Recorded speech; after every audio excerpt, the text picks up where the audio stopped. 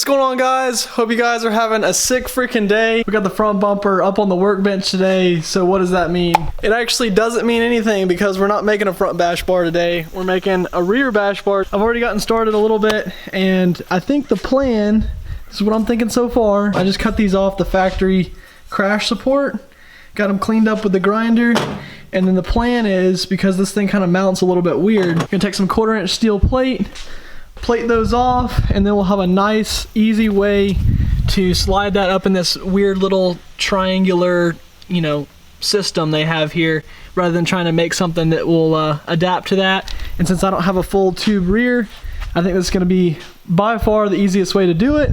So we're gonna jump into this thing. Hope you guys are enjoying the videos. Patrick Sim is coming along pretty great. There's gonna be more videos coming on that when it's finished. But for right now, I'm freaking excited. I gotta get this bash bar built, go get an alignment, and then about a week from now, next Sunday is, today's a Friday, next Sunday is the drift event. So not a whole lot of time, but things are getting done. I'm excited. The car is ripping around pretty nice, so stay tuned. In other news, I started putting my interior back a little bit after we pulled the transmission. I decided to put the center console back, the little shift boot, all that stuff. Started trying to get it cleaned up.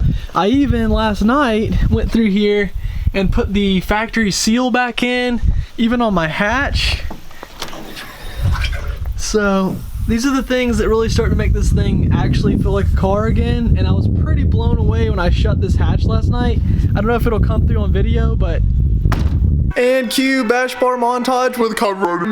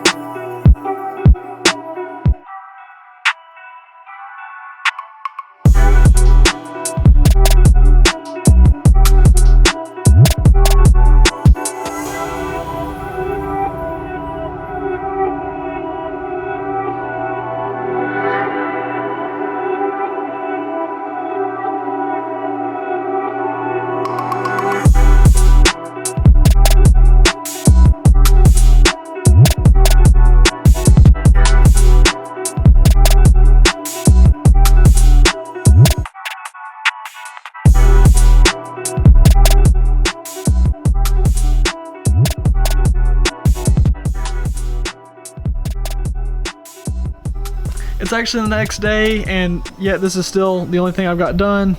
I kind of needed to move the bender around because it was hitting the wall and stuff like that. So a little bit of stuff I had to do in the background to actually be able to move forward. But now I've kind of been working on it for a little bit, and I'm really excited about how it's turning out. I think it looks really sick.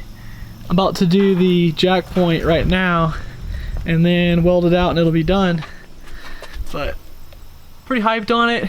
I just use these little like 1/4" plates and then cut off the factory bumper support where these go into this weird little shape right here, and it actually made for a perfect little way to mount this, rather than trying to make something that would fit up in there with the bolt holes and the weird shape and everything else. So stoked on this little piece right here. It had a perfect fit to it.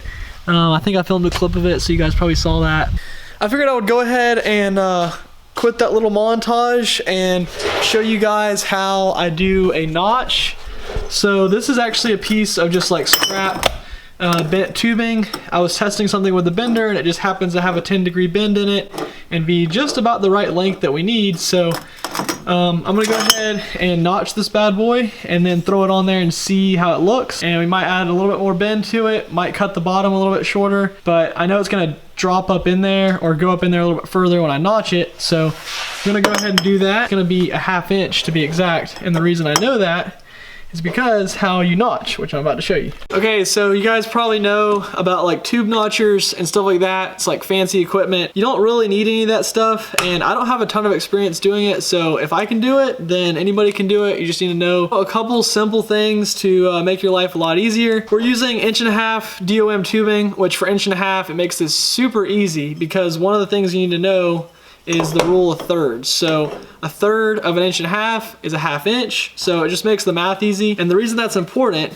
is because basically right here's my center line. So I've just determined, you know, just so the bend's not clocked to one side or the other. That part's self-explanatory. So I got my center line, and then basically all I'm doing, it's just gonna be 2 simple cuts on the saw, and I just gotta mark out where these cuts need to be. And the reason I bring up the 1/2 inch being significant is because when you're doing notching on tubing, you typically do 1/3 of the diameter of the pipe, or the tube, I mean.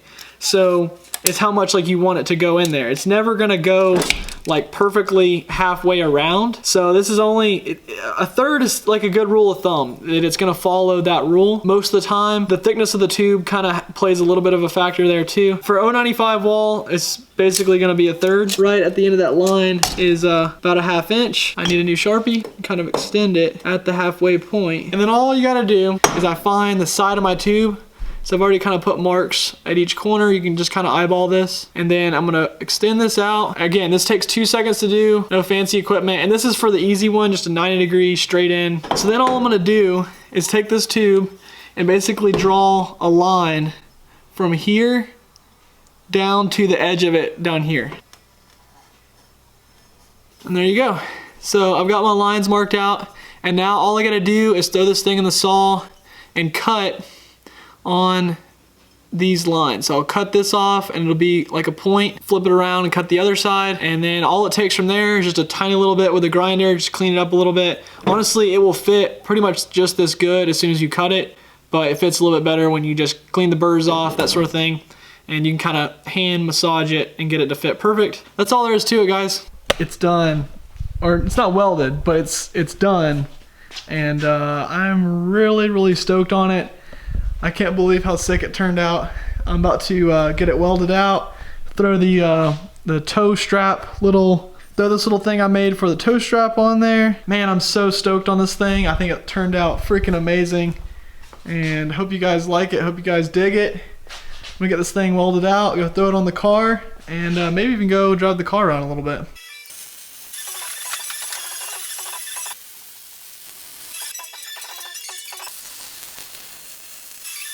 So it's day 2-ish of building these bash bars, and I figured I would go ahead and combine the video of the front with the back. And as we're speaking of the back, let me show you guys. You gotta wait for it, you gotta wait for it. The sun's hitting it. Oh, it's white, it looks cool. You can't see it, nope. Oh, whoa, nope. Look at that. Look at that. I'm so excited. I think it turned out pretty sick, and I love how it just goes with the cage on the inside of the car, the little red toe strap. Pretty stoked on that. I'm working on the front right now, and I figured I'd show you guys what I'm up to. So this morning I went down to my buddy Chris's shop down in Buford, Top Garage. He did the cage in my car, and you can just see how tight this A-pillar is. A lot of cages have like gussets, and that's cool and all, like that's one way of doing it, but at the same time, to be able to get the tube to bend this close, and this is a big deal because it gives you head clearance if you're going to drive on the street, or I mean it's kind of important on the track too for visibility. I mean, even stuff like this this bar under the windshield, I mean it's got a little bit of a radius roll to it, so it fits in there super nice. I went down there this morning and he told me he'd help me out, and we got this bar bent up this morning, and I'll pull it out of here real quick and show you guys how just a little bit of a radius rolled into the main part. It fits that slight curve really well. And then we put, I think these are two 58-degree angles if I remember correctly. I still need to trim them down just a hair. So I've been working on these mounting plates as well. Just whip these bad boys up. It's just 3-inch, 1/4-inch plate.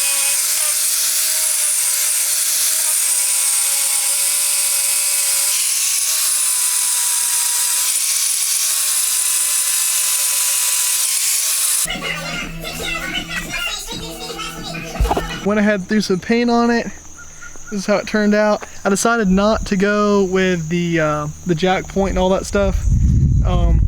Just gonna do just the single row with some little supports from the side. My paint's doing this super weird thing though, where it's like trying to bubble up kind of in a weird way. I've never had paint do this.